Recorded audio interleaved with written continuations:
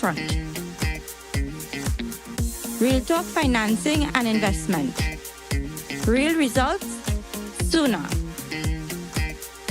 Call our Central or South branches today.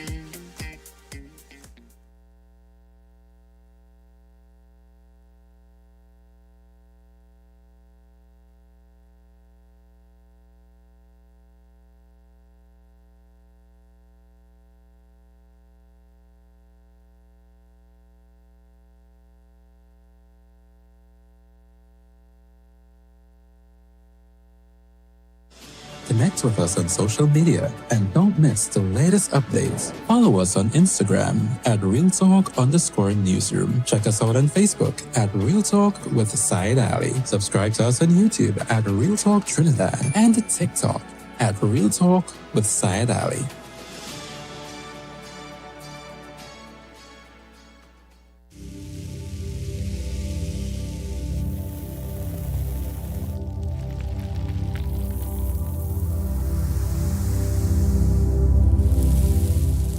Welcome back.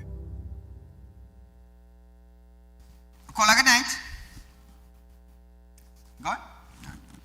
Now, so viewers, days before the 36th anniversary of the 1990 attempted coup, DCP in charge of administration, Junior Benjamin, have stated that he is confident in the Trinidad and Tobago Police Service ability to effectively counter and respond to any large-scale terror threat, similar to what has observed decades earlier.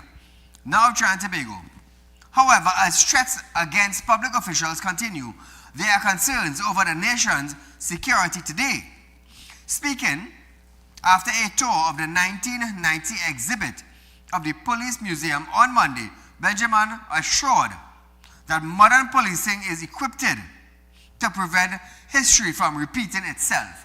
Benjamin. We continue to put things in place in terms of the number of officers that we would have, both, again, in the parliament, the officers that we have even all around in terms of our intelligence has increased, and we are in a much better position now than we were then. So viewers, reflecting on his own experience during that time, Benjamin said he was a trainee at the Police Training Academy when the tragedy unfolded. Listen to this. They were saying that we were about to be attacked, and I tell you, I felt, that my life was going to probably end that day. And in the middle of the night, we heard just a barrage of gunshots.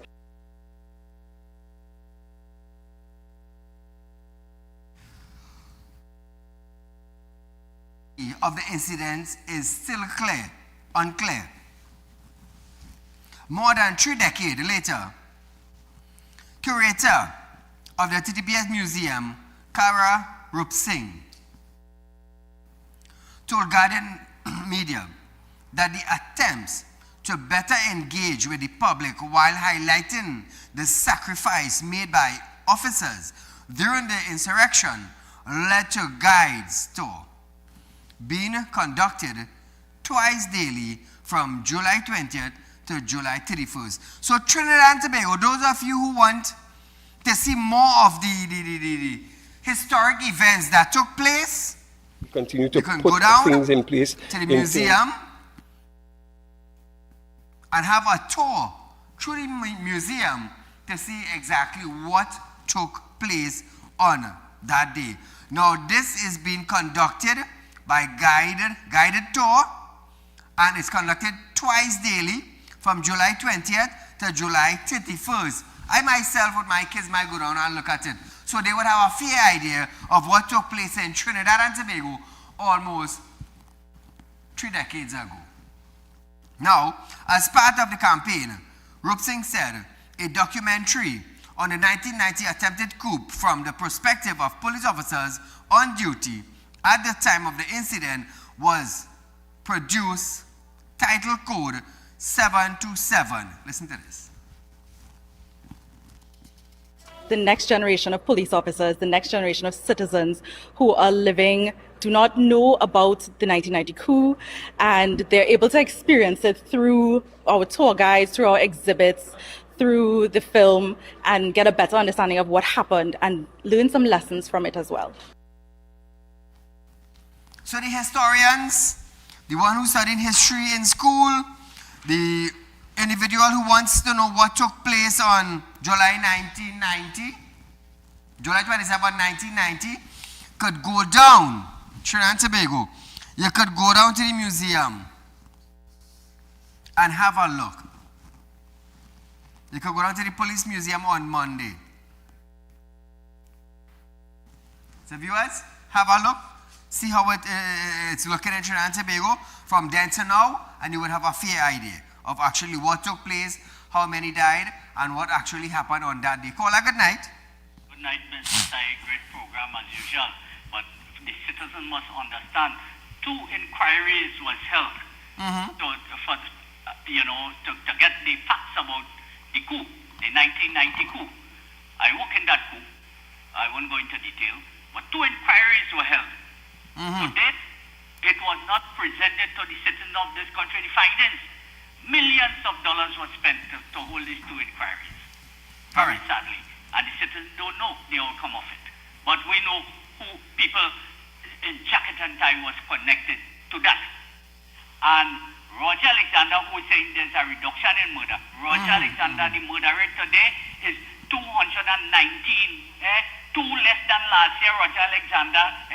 And you're talking about the laws that passed with the home invasion and things is the result of that. Roger Alexander, you right, boy? You right in your head, this man is a highly qualified dunce, very sadly where we are in this country, But anyway, Mr. Saeed, I want Roger Alexander and Gavero and the head of National Security Council to hear what I'm going to say. On the 14th, that was last week, I went to Princeton Police Station to make a report on ICU. 3 young ladies was there, went to make a report. 3 East Indian ladies. The report they're going to make is that police came at their residence videotaping their property. A marked vehicle parked on their property and an unmarked vehicle heavily tinted parked next door to their property. And they were videotaping all around the house. And the lady asked the police, well, why are you videotaping the house? He said, we're under SOE and police could do what they want. Wow. Now, I overhearing all of this thing, but there was a hooligan, they call him corporal. So tonight I will call he Corporal Hooligan Bully from Princeton Police Station. You don't know the citizen paying your salary, You don't know that. You rough up these 3 Indian girls, bully them, and asking them if they have the deed for the property, if they own the property and they own the land. So Roger Alexander, it happened around 1:30 at Princeton Police Station on the 14th. That was last week Tuesday. You don't know when was the 14th. Last week Tuesday. Investigate that, you and Gavero, and bring the results to the citizens of the country. Present that. Police don't know they have to serve this country. The citizens pay them, the hard-working citizens of this country. And it had other people there, other women from his tribe, and he was talking to them like if they are babies. Wow. So the racism and discrimination continue in this country. And you bully, Corporal Bully from Princeton Station, we'll have none of that in this country. Every citizen here governed under a constitution. And the constitution guarantees the equality of treatment to all of its citizens in this country. You hear what I'm telling you, Bully? So, and Governor, you find out what the hell the police was doing at their home, videotaping their home. That's what, but anyway, a lawyer letter coming for you, so you find out and get your act together and have your report ready for that, for them. You know, and when I come outside, I try to get more information from the 3 ladies, and Bully come out and tell me he had not a place to congregate, get out the station. They had a tent in the yard, a white tent in the yard. So I stand up there, I feel sorry for these ladies, and if you see them, and I feel sorry for them. So police say he had not a place to congregate, get out the yard. Your bully from Princeton Police Station, the citizen paying all their salary, and Gavero, you and Alexander, get all your act together. That's why we must have transparency, not the transparency you are asking for, Mr. Said, great program, man. You keep up this great work you are doing. And very sad where we are in this country. Kamala, you have it, so you're responsible for this. Very sadly where we are in this country, Mr. Said. I'm angry, man. All right. Great program, man. God bless you and your staff. Thank you, my friend. You have all right to be a corporal in the Princetown police station acting like that. Wow. Let's just hope they got his name. Most important.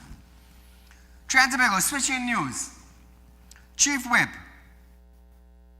Marvin Gonzalez has made a warning to Attorney General John Jeremy as the opposition, the People's National Movement, continue to refute the government calls for the party to make public their source of funding for the recent redevelopment works done by Balize House, the PNM headquarters. Marvin, and you was a Minister of National Security at one point in time. Who brought the bill of unexplained wealth? Marvin, wasn't the PNM administration? So all they're trying to duck all their own legislations? Wow, well, a good boy. Gonzalez says that the preliminary unexplained wealth order obtained by the police stemmed from a report commissioned by the AG. Listen to this, viewers. And no Attorney General that operates with vile and vengeance and revenge will put his dirty and grubby hands on the People's National Movement and our dear Balize House. The order that was obtained by the police in relation to the unexplained wealth for the PNM emerged out of a report that was commissioned by the Attorney General. And that report is dated the 17th of June 2026. The report is very clear that it makes no finding of guilt, it makes no finding of criminality or anything like that. It was commissioned by the Attorney General and it was presented to the Attorney General. Now, but Marvin, I understand what you're saying, you know. I understand what you're saying. But what you need to understand, this legislation was read in the parliament when you all were in power. I believe Klongenberg read this to the citizens of Trinidad and Tobago and laughed while reading it, not knowing all your own whip coming to cut on your tail. But Marvin, according to the courts, all you have to do. Now you're challenging the Attorney General. But what I do understand, Marvin, is that when TTPS was looking for Olia to summons Olia, nobody wanted to take the summons. But now, the way you're pointing like you're attacking the Attorney General. But nevertheless, he will deal with that. So viewers, he also emphasized that there was no evidence of wrongdoing in the report. Listen to this.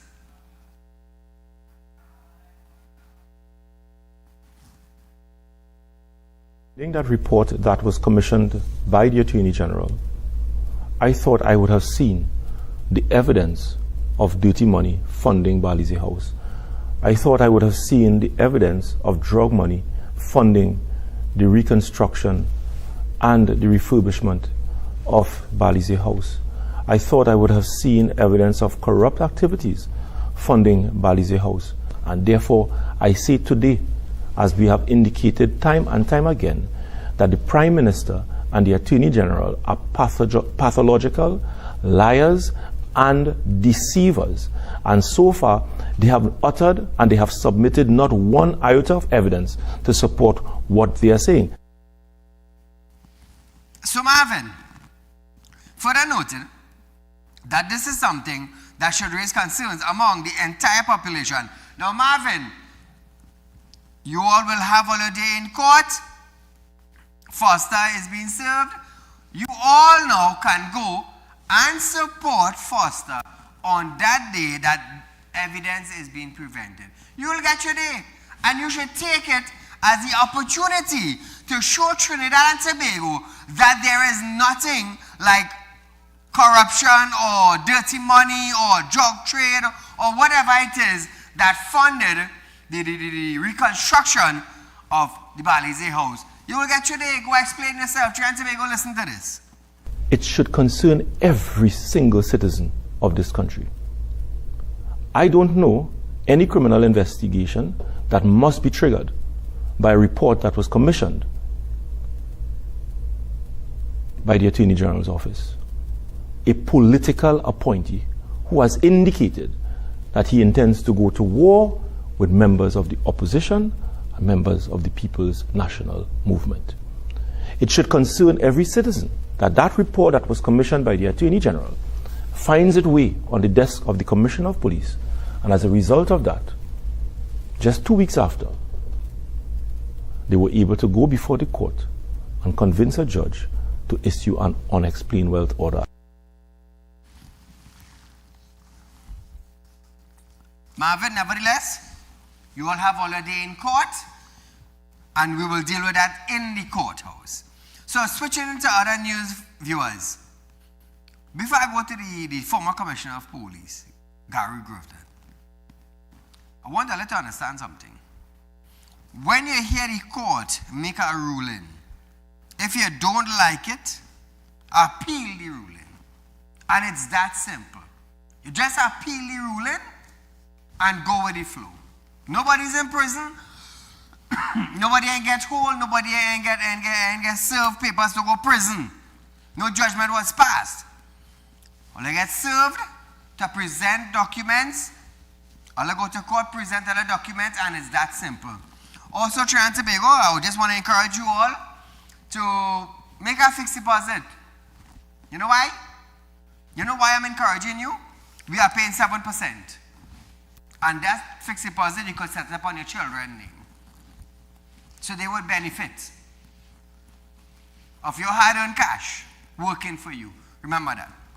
So viewers, former Commissioner of Police Gary Griffith is warning that Trinidad and Tobago Preventative Detention Order, the PDO legislation, gives too much unchecked power to the Minister of Homeland Security and could be abused by future government. Griffith said his concerns were not too direct at the current holder of the office or any recent decision involving the use of a PDO, but at what he described as a fundamental flaw in the legislations. Listen to this. And you now have a politician having that authority, it can lead to a dangerous precedent in the future. So this is not in any way an intention to question the professionalism of this present minister. I have known this minister for years, and there's nothing that I can say that can give me the impression that he is going to use this power in the wrong manner. However, today he is the minister. In 4 years' time, there could be another minister who can be very vindictive, very dangerous, and he can just utilize the line of credible intelligence as an avenue to incarcerate anyone. And that is the danger that we face, because there's nothing that mandates him to take a directive from the National Security Council or the Commissioner of Police. So Trinidad and Tobago, he argued that the law allows a minister to authorize the detention of a person for months without bail or any meaningful rights of appeal based on what the minister has considered to be credible intelligence, even when there is insufficient evidence to lay criminal charges. Griffith. It is unfortunate that many persons make decisions on matters of national interest or concerns strictly on their political affiliation. I am asking, as it pertains to this situation with preventive detention orders, we need to take away our political lens and actually understand the dangers of this present law. It is obvious there was a major flaw in this law. When it is that you have a politician, and a politician has the sole authority to incarcerate anyone without charges being laid, without evidence, without input or authority from the Commissioner of Police, who is usually the senior person as it pertains to law enforcement that has the authority to take away your rights of freedom based on evidence where charges can be laid. And you now have a politician having that authority, it can lead to a dangerous precedent in the future. So viewers, Griffith said, this means police can be directed to arrest and detain someone without evidence being presented in court, without witness statement, and without enough proof to support a criminal charge. He urged the public to consider how the law could be used in a future government, if a future government appointed a minister willing to abuse those powers.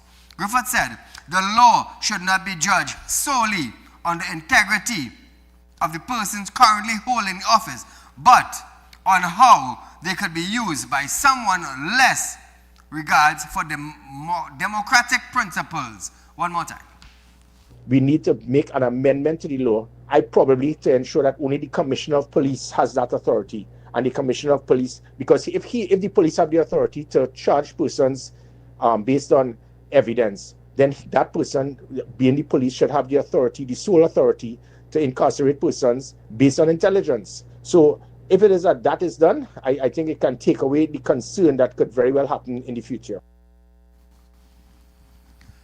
So Trinidad and Tobago, we are going for a short commercial break, but still locked on. When we come back, Caraspi, sent on leave, is a distraction, according to this report. Still locked on.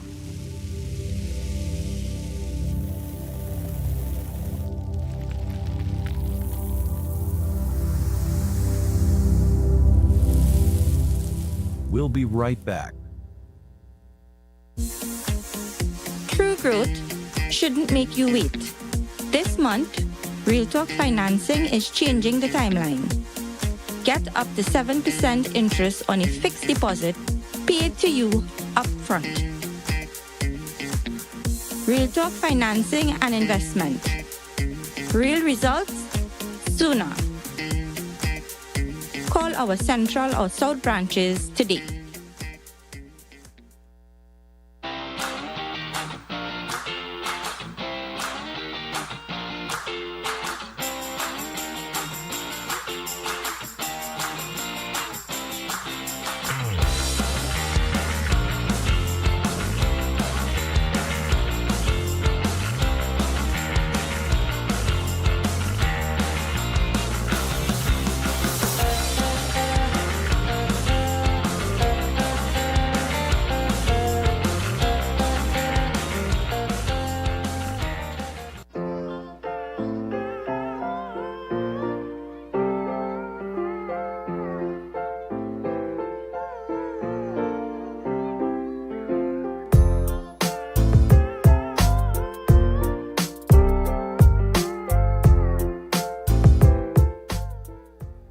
At Real Talk Studios, we dedicate our time to highlight the blaring issues we face within our community.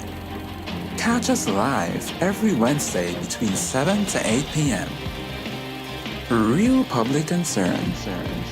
Because your concerns are meant to be heard. Send your email to realpublicconcerns@gmail.com.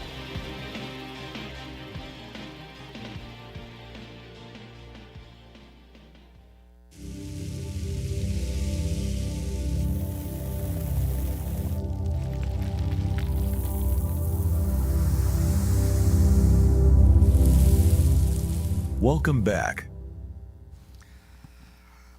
So viewers, President of the Prison Officers Association, Gerard Gordon, have stated that sending acting prison commissioner Carlos Caraspi on leave amid allegations of preferential treatment for inmate Dominic Hadid is an attempt to distract the population from a bigger problem facing the prison system. Gordon stated that Caraspi was not given an opportunity to respond to the allegations before being sent on leave. He says the move is taking attention away from the real issue affecting the prison population and a wider prison service. Trying to Tobago, let's listen to this. I've heard some people talk about suspension. Then you go into this whole issue of natural justice. So what is the charge? And was the individual given an opportunity to respond to whatever allegations were made? And none of that happened. So this whole issue I see as a distraction from what is the real issue surrounding prison incarceration and the rights of citizens of Trinidad and Tobago. Now, viewers, Gordon also noted that separating prisoners based on whether or not they are convicted on remand have medical concerns, and now those on preventative detention order was very difficult based on a person or based on the prison infrastructure and conditions, as well as limited resources. He says prison officers have a duty to ensure all prisoners are housed safely, and the issues of special treatment, including access to televisions. Gordon says this is not new and not limited to any particular group or inmates. Listen to this.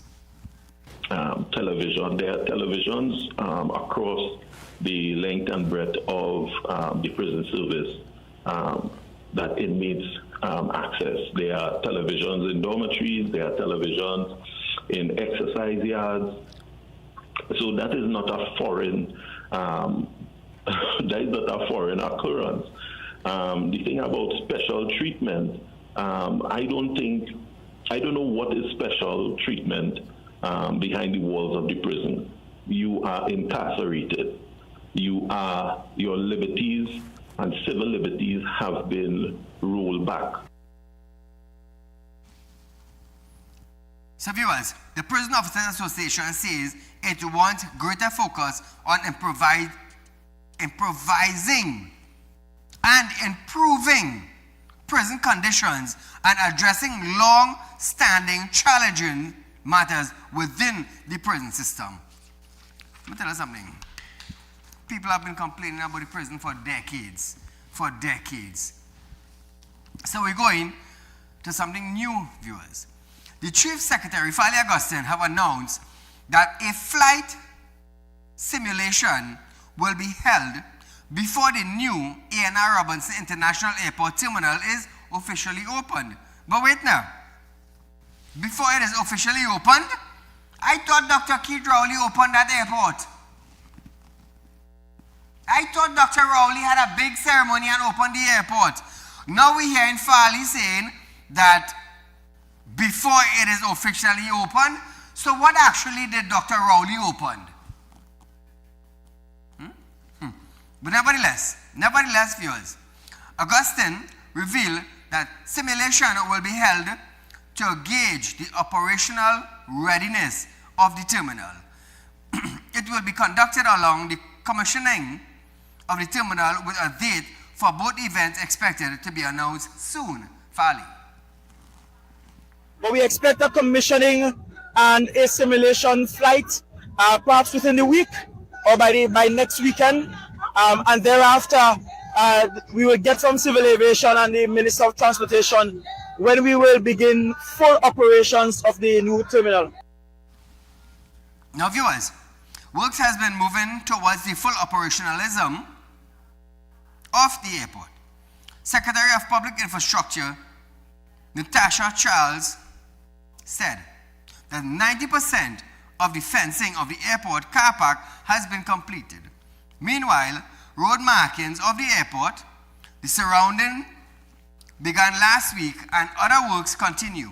During the Tobago House of Assembly's budget debate for fiscal 2027, it was revealed that the Division of Finance has allocated $10 million for the build out of the airport terminal.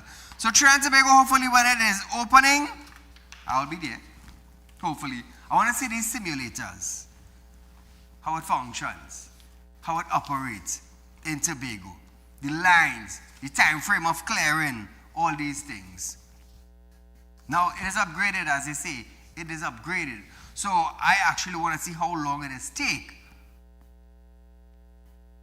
in a full operational process. From when you drop off the plane to clear to exit. That is what I want to see. Now, charges of taking part in a riot were among the offense read out on Monday as activist Alicia Phillip and her mom Camille appeared before a superior magistrate in connection with the arrest during a Labor Day march on June 19th. You know, this is strange, you know. June 19th is a Labor Day march. But a charge of taking part in a riot were among the offense read out.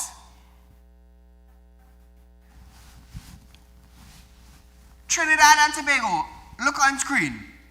Look on this TV. We see the riot police. We see the riot police escorting Miss Phillips and her mom to a police vehicle. But the thing, there was no riot. She was speaking. She was invited. So if she was invited, I am just simply asking, how could a charge of taking part in a riot be among the offense? This is what I am wondering now. So if I stand up when a protest is going on, or when a public speaking is going on, I had to be careful because they might charge me for taking part in a riot. So was that on Labor Day? Was there any riot? I want to ask Trinidad and Tobago, and I want to ask the police officer who is reading this charge, was there any riot on Labor Day? This is why Trinidad and Tobago, the people are losing confidence in the police.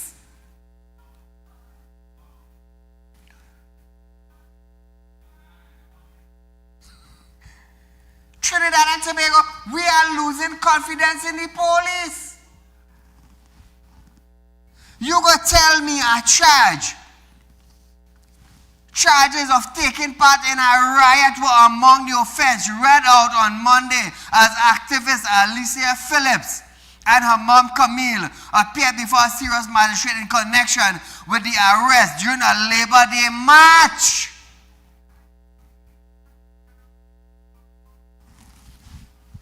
Well, what the hell is this? So I want to ask the police officer who reading out these charges. I want to ask him, what is the difference between a march and a riot? That is what I now understand what I'm saying. This is the charges. I just want to know what is the difference between a march and a riot. That is all. Me are going against nobody, you know. The police had their work to do. The magistrate had their work to do. The Labor Day movement have their work to do. But I want to ask the police about this particular charge. What is the difference between a riot and a march? It's sad. Trinidad and Tobago, it's really sad. So while some saying trust the police, others like myself are wondering. But nevertheless, viewers, it is time for me to say good night. I have come to the end of Real Talk with Saieed Ali. Trinidad and Tobago, there's a rerun of this program tomorrow from 11:30 to 12:30 p.m. We'll be right back here another night as we go live again from 7. Until then, be safe and enjoy.